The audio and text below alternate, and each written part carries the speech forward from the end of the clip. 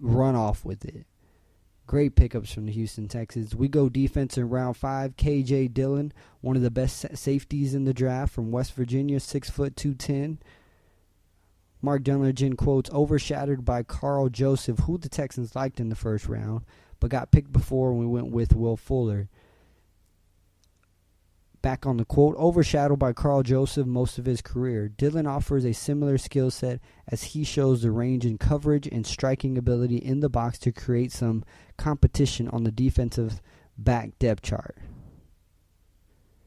Filling those holes, man. Filling those needs. Texans doing a great job this draft. Followed up by pick number 166 overall, DJ Reader, nose tackle, 6'3", through 27, Clemson, a guy that can learn from Vince Wilfork. Mark Dunlingen quotes, Reader will be an option for the Texans' vacate nose tackle spot once Vince Wilfork hangs them up. He's battle-tested and should spend the next year or so proving why he's the replacement. Texans doing what they got to do, and that's filling up the needs on this team. Great job so far in the draft. You know, not the. They're doing what you expect from a team that needs to fill some holes. Needs to fill some holes on offense. You got out and got your quarterback. Got to get him some weapons and some holes on the defensive end at safety and nose tackle. Great job by the Houston Texans. I'm impressed. I'm excited.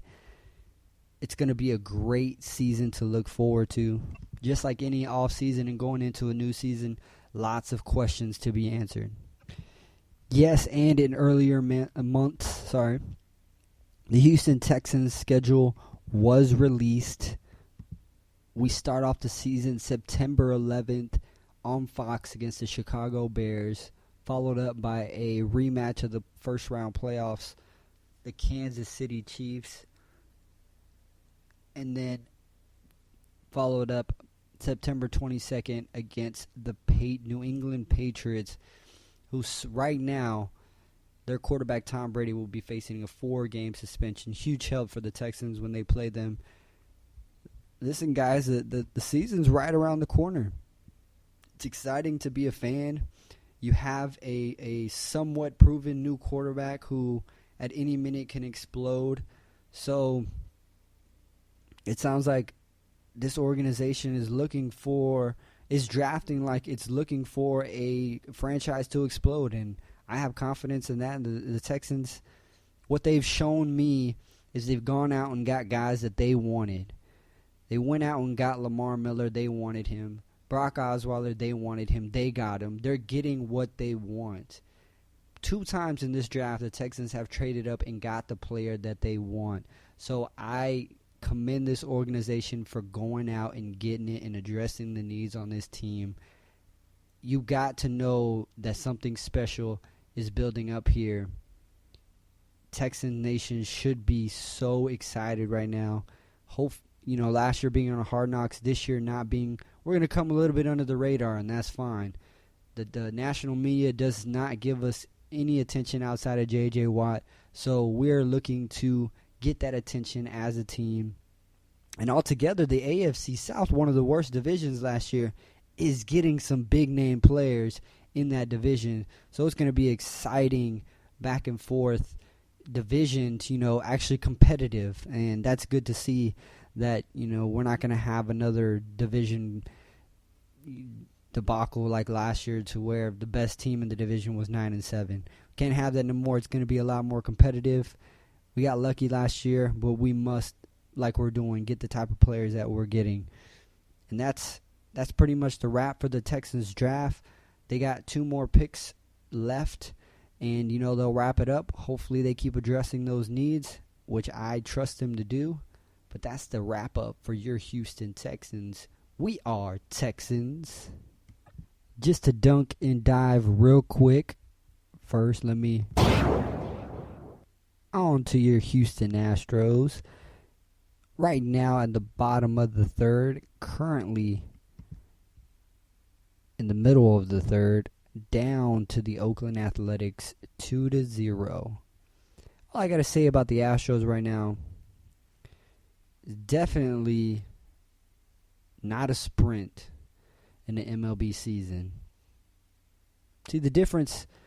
The Astros are struggling right now. Currently 7-16. I mean, their division is not all-star, as great as it's supposed to be. But they're struggling. Pitchers are not pitching the way they should be. The only thing I have to say about the Astros, they're a young team. And they're not like the Rockets, who are bashing each other and trying to get each other traded. They're going to work through this, and they're going to catch fire. It was a long spring season for them, high expectations. They haven't clicked, and they're fixing what they need to fix. Their bats are hitting.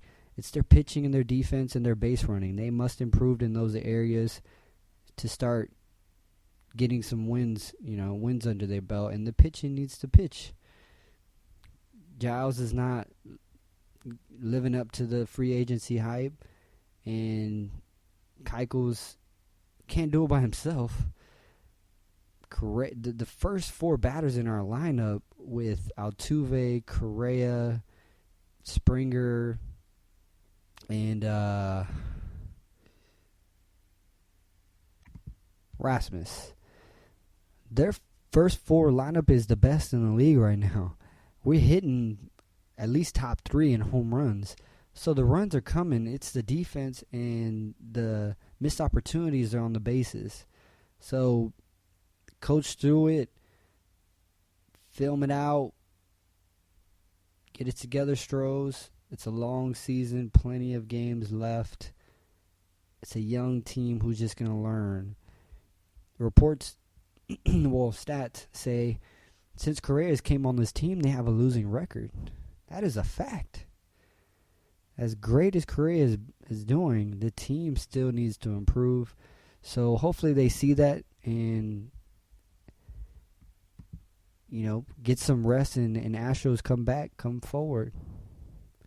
That is my Astros podcast seconds of the day.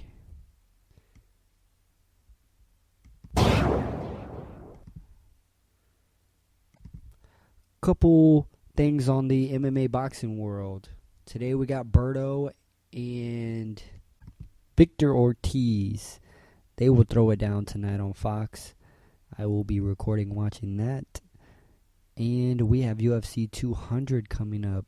Back on boxing. Canelo versus Khan on May Cinco de Mayo weekend. That will be a fight that I'm interested in to see who Canelo will fight next. Will he fight Triple G next? Or will we go for the payout against Pacquiao? Pacquiao and Canelo, I'd watch that. I would like to see that fight. UFC 200 MMA. Huge lineup for UFC 200. Cormier versus Jones. Of course, we heard all the drama with Conor McGregor off the card because he didn't want to do marketing. So yes, Conor McGregor kicked off the card. He will no longer be fighting. We expect him to defend his belt.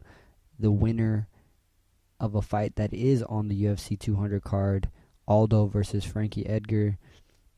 Cormier and Jones headline. Tate versus Nunez to defend her title. Velasquez versus Brown. Hendricks versus Galassim. Musai versus Brunson. Sanchez versus Lazone. Norcutt versus Marin. Miller versus Gami. And Zingano versus Pena. Lots of great fights on this card. It's going to be exciting. July 9th on a Saturday, 2016. Look and be out waiting for that. That pretty much wraps up my show. I want to appreciate all my listeners. Look forward to the wonderful world of sports and what it brings. Go Rockets. Go Texans. Go Astros.